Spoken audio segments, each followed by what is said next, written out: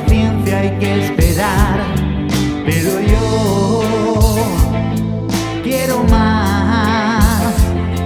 ¿Quién somos y dónde vamos?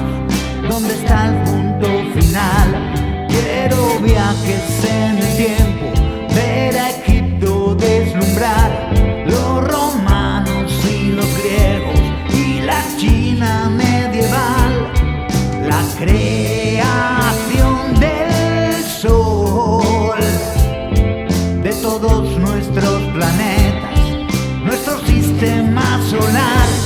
Quiero poder viajar por las estrellas, recorrer los mares de otros planetas, viajar a Escorpión, poder hacer estación en otra constelación. Saber si sí, si no, si dónde y cómo existirá un rincón en este cosmos donde una colisión sea la creación de una civilización. Poder ver, contemplar lo que es una supernova en el momento de estallar, porque yo quiero más.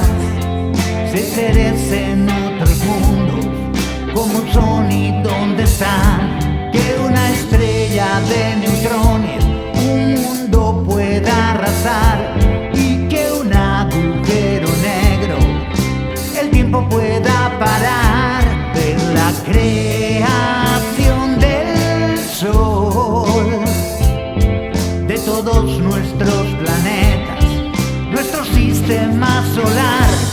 Quiero poder viajar por las estrellas, recorrer los mares de otros planetas, llegar a Escorpión, poder hacer estación en otra constelación.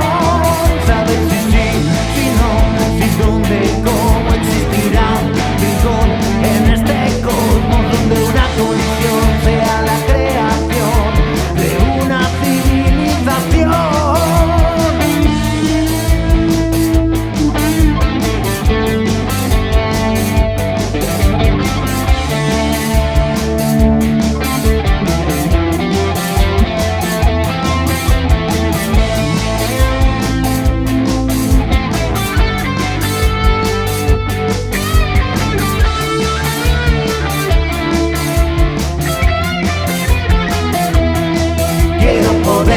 Viajar por las estrellas, recorrer los mares de otros planetas, llegar a Escorpión, poder hacer estación en otra constelación. Saber si sí, si no, si dónde y cómo existirá un rincón en este cosmos donde una colisión sea la